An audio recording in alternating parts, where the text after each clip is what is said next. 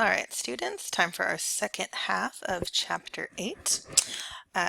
We're going to finish up talking about memory now. So here we go. First thing we're going to talk about is recall. So remember we were kind of talking about how to pull things out of long-term memory, right? So recall is being able to pull something out just to know it. Like if I said, what was the name of your English professor, right? You would just have to know that name. So recall is any time you have to just be able to just know an answer. When we have a issue with recall, we can have what's called the kind of tip of the tongue phenomenon. And what that means is, you've all felt this. You know something, but you can't seem to grab it out of your long-term memory. You're like, oh, I know who this person is. It's, that guy, and he was in that movie with the thing and the car, and he's got the face, and it's like right there, and you know it, but you can't like pull it out, right? Especially like when we see someone, we know them, we don't remember what their name is. We think we should know their name, and it's probably in our brain somewhere. And then when they say, oh yeah, this is, Javier, you're like, oh yeah, that's right, Javier. It was there, you just couldn't pull it out. All right, we really don't like recall tasks very much. Recall tasks seem to us to be harder because it's that I have to just access that information in long-term memory. If you think about what kind of tests use recall when you're, in school, what kind of tests make you just know the answer? You just have to pull it out. Right? Are you answering? I don't know because I'm not there with you guys, but the answer would be short answer type tests, essay tests, and fill in the blank tests where you don't have a word bank. All right, all of those are tests that use recall. All right, if I were to say, give me the 4 major lobes of the brain, right, that would be a recall question. You would just have to pull that out. All right, so that's one way in which we try and access stuff from long-term memory. All right, so how things kind of get into recall and why it's hard to pull things out sometimes can be due to what's called the serial position effect. So the serial position effect just means that when you learn information, so when it's presented to you, can affect how you recall it. So the recall effect is made up of two smaller things. It's made up of the primacy effect and the recency effect.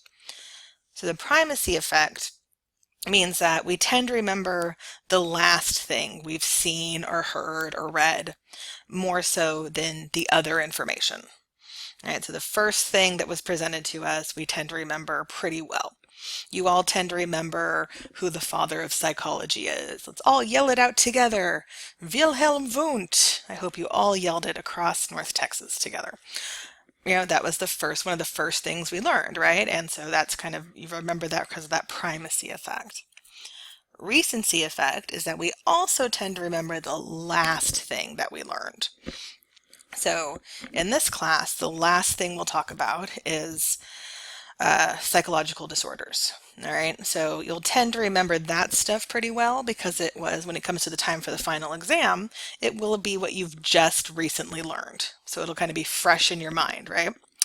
So every time I give a final exam in every class, and I tend to write my exams in chronological order from the beginning of the semester to the end, people do really well in like the first 10 questions, they do really well in the last 10 questions, and then they are missing questions all through the middle, right? Because it's the stuff in the middle that gets lost, mostly due to this kind of serial position effect. But what happens is you reinforce the serial position effect with how you study. Because most people study how? How do you normally study? You get out your notebook or you get out your textbook and you start at the first chapter and you go through, right? You just start going through your notes from day one all the way through. And then maybe the next day you do the same thing, then you do the same thing again. Well, you're reinforcing the serial position effect when you do that, right? Because you're going to remember a lot of the beginning stuff because you're sitting down ready to study. All right, let's do this. Oh yeah, I remember Wilhelm Wundt and I remember what evolutionary psychology is. Like, yeah, I got this stuff. And then you get to the stuff in the middle, which by the way is this stuff right now that we're talking about. and you're kind of muddied down and you're kind of tired, and then you get to the last chapter and you'll be like, oh yeah, obsessive compulsive disorder, I know this because I've just read it, and it's the last thing you look at before you stop studying, and so it gets cemented a little bit more. But that middle stuff just doesn't seem to fit. It just gets lost. So a couple of ways to combat this. One, when you start studying, start in the middle. Start at, chapter 11, start at chapter 3, start at different chapters at different times and jump around. All right, that's really the only way to fight this if you're going to be using your notes when you're studying. A lot of you like to make flashcards. Flashcards are great, but what most people do is they just go through their deck of flashcards, right? And they'll know the first flashcard, and they'll know the second flashcard, and they'll know the last couple of flashcards. And then lots in the middle, right? So you're like, oh, I know this, I know this, I know this. Oh, I don't know this, and I don't know this, and I don't know this, and I don't know this, and I don't know this, and I don't know this. Ooh, but I know this, and I know this. And because you tend to know the stuff at the end, what happens? You get rewarded for that, right? Your brain feels good. You get a little shot of dopamine. You're like, oh yeah, I got these questions right. And then that kind of fools you into thinking that you know everything that you've just gone through, which you haven't. See how all the different things we've been learning about all semester start to build on each other now as we're seeing how it's affecting things like memory?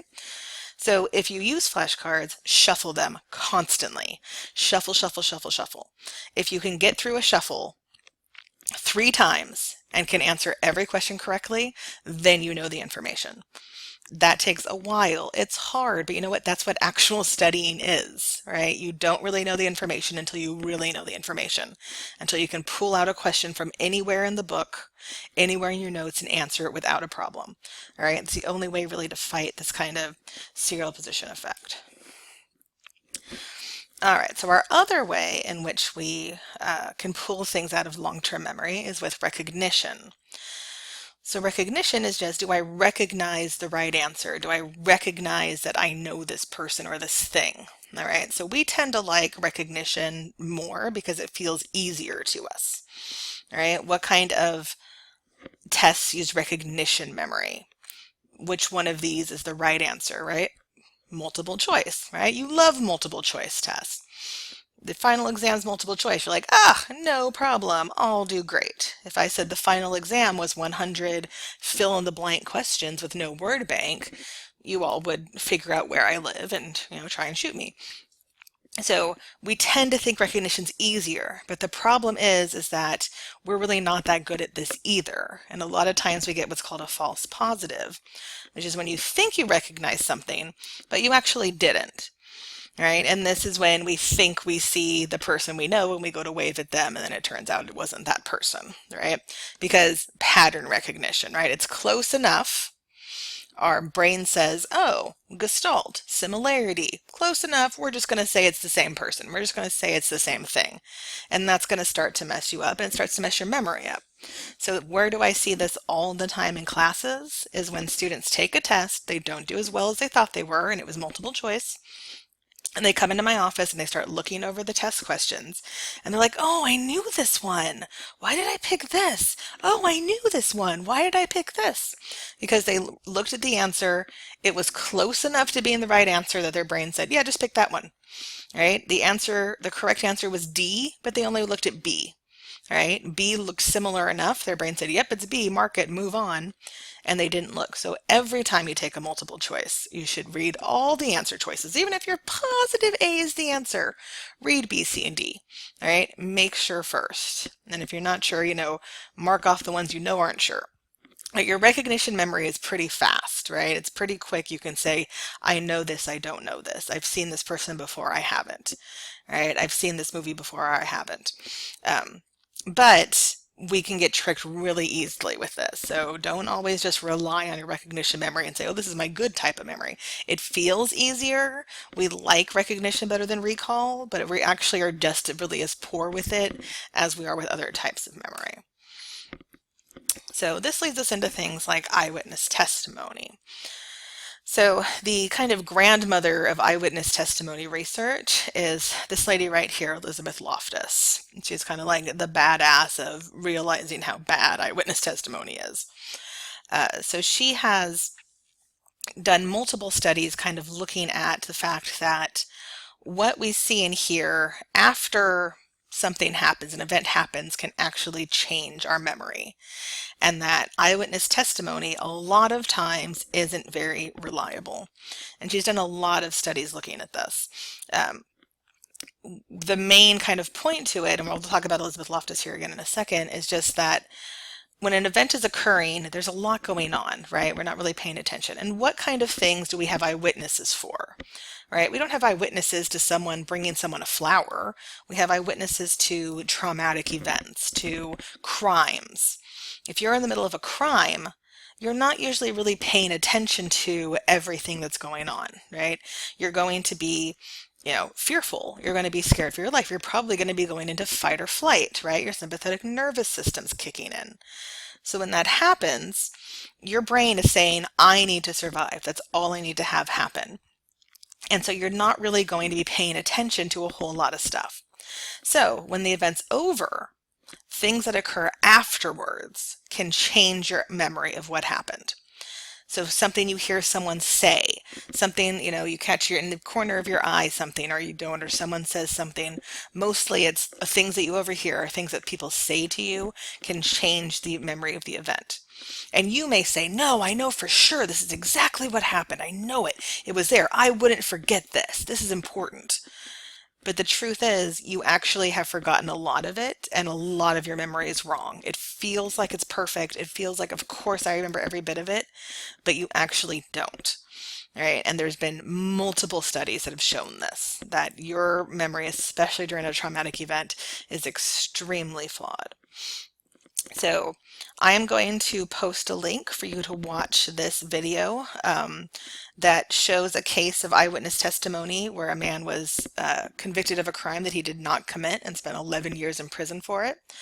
It's in 2 parts. I'm going to post it all for you to watch. There will be questions on the final exam and perhaps the quiz on Chapter 8 about this video, so do make sure you watch it. It's an easy watch. It's nothing, it's a 60 minutes episode. But just kind of, pay attention, because it also talks about how reinforcement, right, going back to learning theory, how we get reinforcements, and reinforcements will cement a memory that's even a false memory. So make sure you watch the links that I'm going to post for you to watch this video. All right, so this all just kind of goes into what we call the constructive memory process, which is that when we try to pull out memories, new information that we've gotten from other things will change our memory of the event, right? If I find out some different information about an event, my brain will kind of solidify it and make it something that I think I knew all along.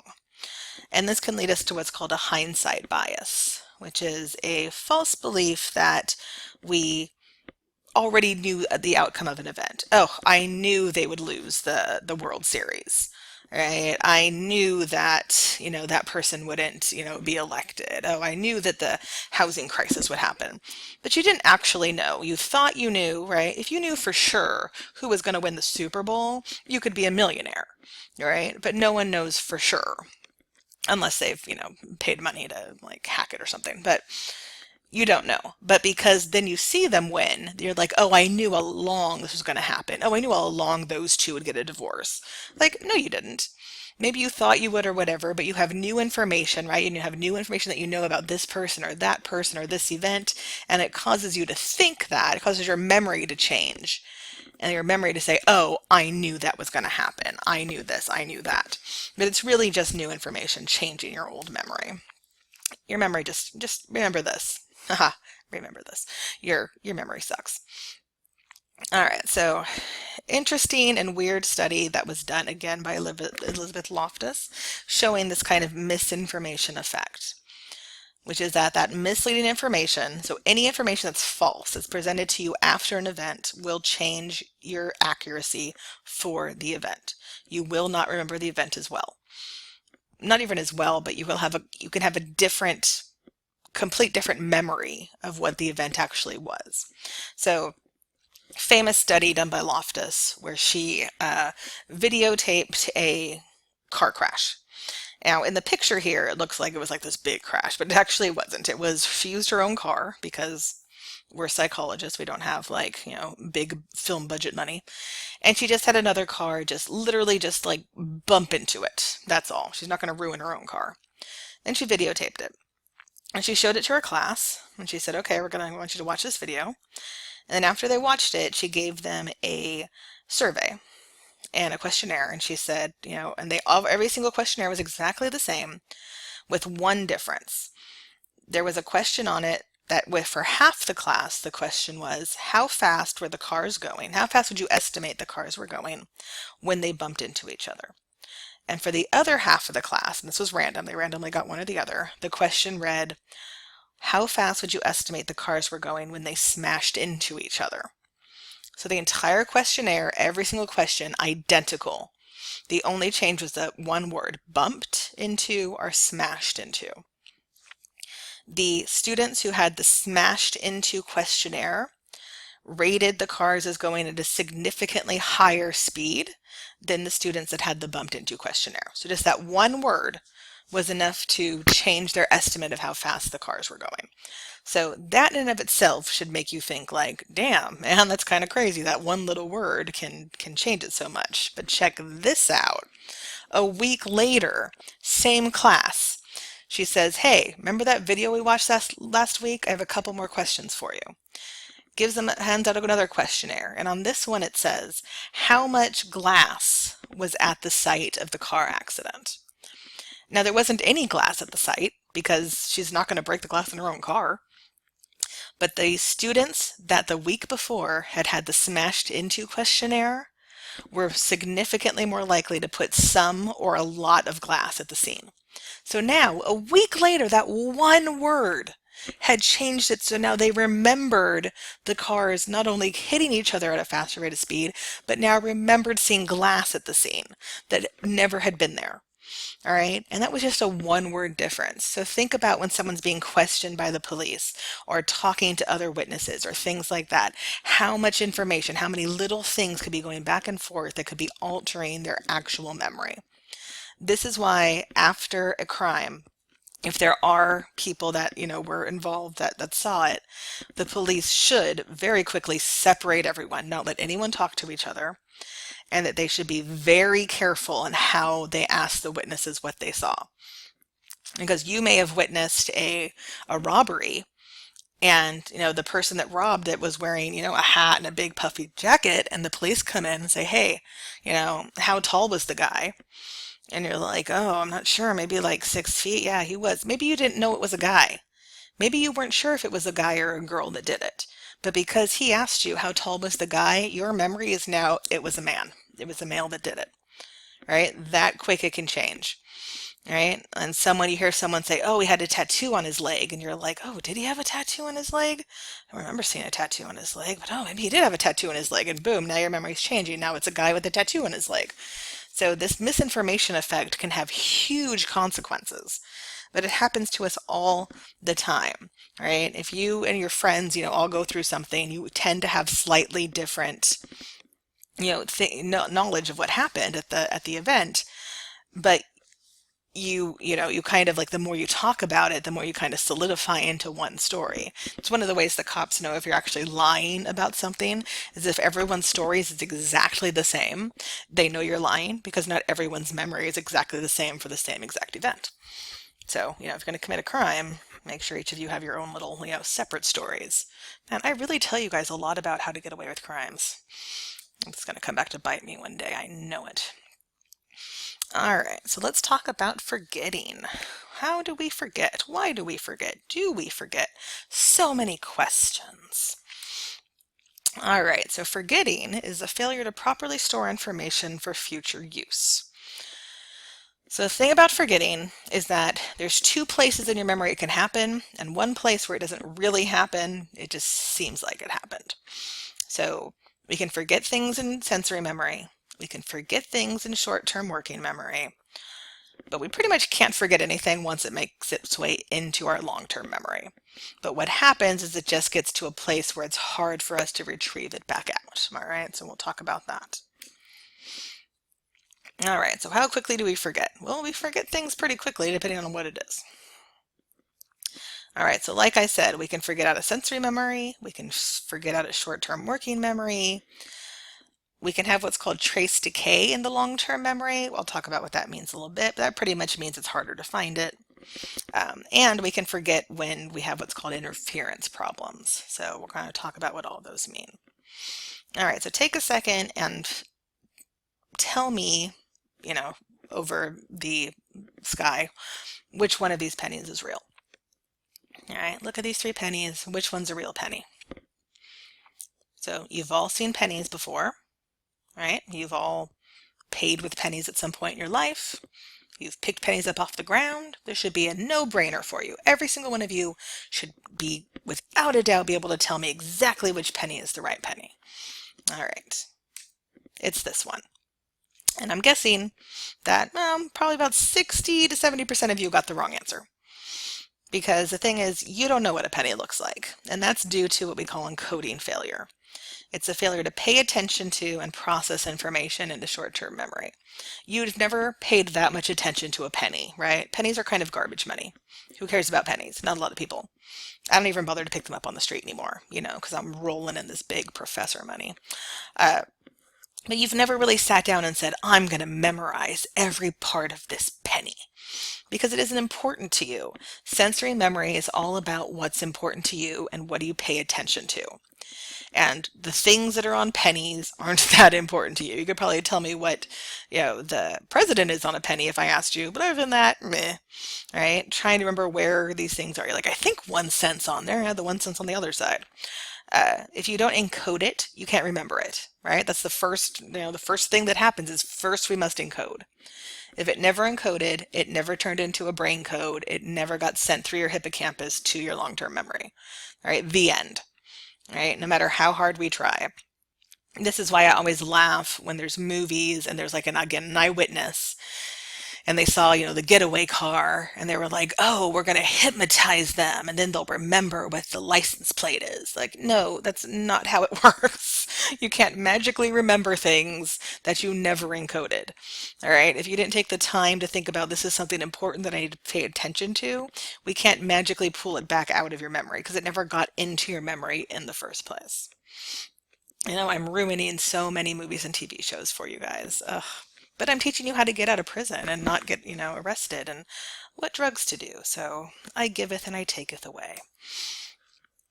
All right. So in short-term memory, we're going to lose information. We're going to forget it if we have a rehearsal failure. So this is going to happen if we don't use the information enough. So this isn't when long-term memory comes into short-term memory or working memory to be not thought about right now. This is when we move it from sensory memory into working memory, and it never gets into long-term memory, right? It never makes the jump from short-term to long-term. And this happens because we don't work with it enough or we don't connect it to other information, right? We don't do that rote memorization or that elaborative memorization that we talked about in the last lecture. If we don't do something with it, then it's not going to move into long-term memory and then it's gone. Then we lose it forever. All right, so trace decay is talking about a memory trace. Memory traces are the physical change that happens when a memory is formed. So your brain physically changes when you make a new memory because you've connected some synapses together, right? New synaptic connections have been formed to talk to each other and say, hey, we've got a new memory going on here, right? Like I love, the movie Inside Out, right? When they form the new memory and the little ball pops up and they're like, ooh, new memory, all right? You can think of it that way if you want. Memory decay is the loss of a memory due to disuse. So here's the thing. We don't actually ever lose a memory. We just kind of start, the connections to get to that memory start to loosen and it's harder to get to it. But it's never actually gone. So we never actually forget anything until we have like a brain disorder like Alzheimer's. In regular healthy brains, you've never forgotten anything. You've just forgotten how to get to the information, right? It's so far in your brain vault that you don't know which door to open to get to it. So how do we know it's still there? Because when we've known something or we've learned something and then we've forgotten how to do it and then we relearn it, it takes us a significantly shorter time to relearn something than it took us the first time we learned how to do it. All right, my grandma taught me how to crochet when I was a little kid because she was right-handed and I'm right-handed and my mom's a left-handed weirdo, so she couldn't teach me anything. So my grandma taught me, my nana taught me how to crochet. And I would crochet, crochet, crochet. I was 9 years old or whatever. Then I, hit puberty and I was too cool to do that and went off into the world. And then in my 20s, I got married and my friends started having babies. And I was like, oh, I'm going to make some baby blankets. I'm going to crochet it. I know how to do that because my Nana taught me. But my Nana was dead by that time. Oh, sad. Sorry, Nana. Well, she was almost 80. So I went down to Walmart and I bought my yarn and my crochet hook. And I was like, yeah, let's make some baby blankets. And I picked them up and I looked at them and I was like, I don't remember how to do this. What's going on? And so I just kind of like moved stuff around in my hand and tried to do it. And I had my mom kind of show me how she does it. I'm like, oh, that's how you start it. That's right. And then I started doing a little bit more, a little bit more. And then all of a sudden I was like, oh, yeah, this is, and I just boom, boom, boom, it came right back. All right. I went from just having no idea what to do to making, knocking out baby blankets left and right because damn, do people have a lot of babies all of a sudden in their 20s. So it was still there. I just had to access the information. All right. Everything is still there. We just have to figure out ways to kind of find, what door is it behind. All right. So it's always going to be there. The only time we actually will lose a memory is if we have a brain disorder, a traumatic brain injury, or I don't know, some sort of like brain surgery where they remove sections of our brain. Gotta hope that doesn't happen to any of you. All right, so when we are trying to retrieve things out of our long-term memory, there are a couple of things that can make it not easy to do. And these are called interference. So we have proactive and retroactive interference. Proactive interference is when information that you learned earlier on in your life interferes with you remembering information you've learned later on in your life. So if you've learned how to do something one way and then you're taught a new way to do it, it's hard to remember the new way because the old way keeps kind of coming back. Perfect example of this is me trying to help my kids with math. Right? My kids do this like new kind of Common Core type math, which is not how I learned math. So every time I try and teach them math, I always kind of revert back to my way of doing it. And I've watched the YouTube videos and I've read the notes from the teachers and I've gone to the instructional meetings at the school teaching you how to do this new math, and I still will revert back. All right, the stuff that I learned earlier in my life is just stopping me from being able to really understand this kind of how this new math works. But I will say, I was against it at first, but my sixth grader, who is the first year in Texas here, who she's only ever had the new math. So she was the first year where they started, it's the only thing she's ever had since kindergarten forward. And she can do things in her brain, mathematical stuff in her brain that I can't even understand how she's doing it because of how she's learned math different than how I did. So I'm not knocking it anymore. The other way things get in trouble is with retroactive interference. So this is when information learned later interferes with information learned earlier. So the new stuff that you've learned stops you from remembering the earlier stuff. This can happen really anytime, right? As you kind of build on your knowledge, you can sometimes be hard to remember that stuff from the very beginning. I see this a lot with people with PhDs, right? So to get your PhD, you usually majored in a subject, for your 4 years of undergrad, and then you go through 5 years of graduate school or more, where you're getting more and more specific in what you're studying. So for psychology, right, you start with like our general psychology classes like what you're in, and then if you're a psych major, junior and senior year, you take much more advanced psychology classes that are more specific. And then if you go into graduate school, you pick kind of a specific thing to be going into, and then you're writing your dissertation on a very specific topic, and then you become an expert in that topic, right? You're a doctor and you know a whole lot about this one thing. So when I go to conferences and things, I'm around all these, quote unquote, really smart people, which by the way, you do not have to be very smart to get a PhD. Trust me on this one. I know a lot of people who are not that smart have PhDs. Uh, you just have to be really good at doing work and being focused and knowing how to do school. It's pretty much all you have to do to get a PhD and want to be able to give up your life for like forever and be in debt for the rest of your life. These things sound wonderful, don't they? I'm really talking this up. But a lot of my friends with PhDs, they only teach graduate students, right? And they're at like, they're teaching very like high level type things. So one of my best friends is very famous in the world of psychology, right? None of you have ever heard of this guy, but in the world of psychology, he's quite famous. And I've known him since we were in high school. So, I got in early to be on his, crew.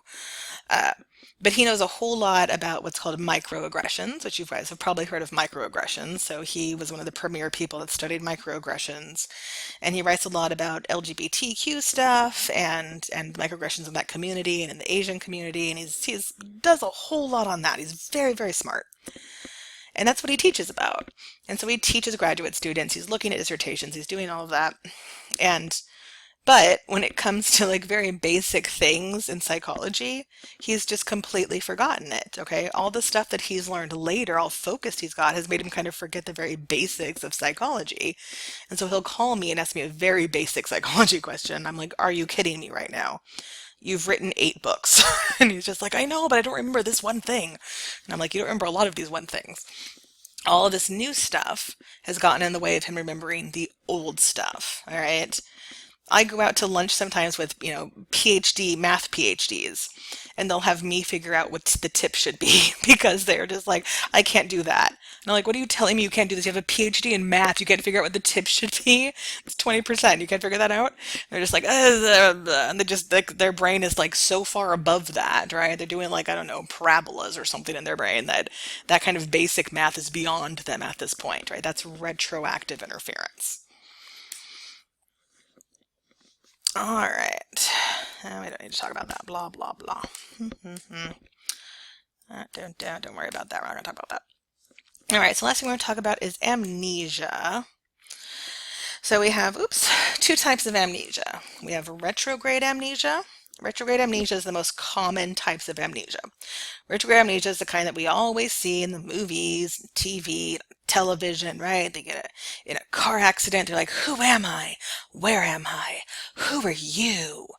Right? You can't recall events from the past. Now, if you get hit in the head hard enough, like not only can your eyeball pop out, we've already learned about that danger, but you also are very likely to get some form of retrograde amnesia. Whenever anyone has any type of brain trauma, you're going to lose some memory. And it tends to go from the point of the point of the brain injury backwards in time. So if you have a, mild brain injury, you'll usually lose a day or two around the brain injury where you don't remember anything from those couple of days or those couple of hours or whatever.